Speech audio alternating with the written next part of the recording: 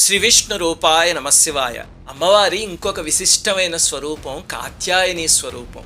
చేతిలో అమ్మవారు చంద్రహాస ఖడ్గాన్ని ధరించి మీద ఎక్కి దర్శనమిస్తారు కాత్యాయనీదేవి. ఆ అమ్మవారి స్వరూపం ఎలా వచ్చింది అంటే, పూర్వం కథ మహర్షి అని ఒక ఆయన ఉండేవారు. ఆయన కుమారుడు కాత్య మహర్షి అని ఉండేవారు. ఆయనకి రెండే కోరికలు: అమ్మవారు తన కూతురుగా పుట్టాలి, మోక్షాన్ని పొందాలి. అవి రెండే కోరికలు.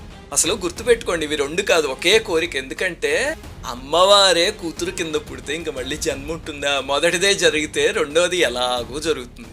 దానికోసం ఆ మహర్షి ఎన్నో ఏళ్ళు ఘోరమైన తపస్సు చేశారు. ఈ లోపల కైలాసంలో ఒక చిత్రమైన లీల జరిగింది. ఏమిటంటే, ఒకసారి పరమేశ్వరుడు పార్వతీదేవి సరసం ఆడుకుంటుంటే అమ్మవారు పొరపాటున పరమేశ్వరుడి కళ్ళు మూశారు.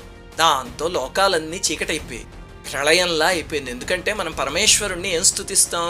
వందే సూర్య శశాంకవన్నినయనం వందే ముకుంద ప్రియం అంటాం కదా.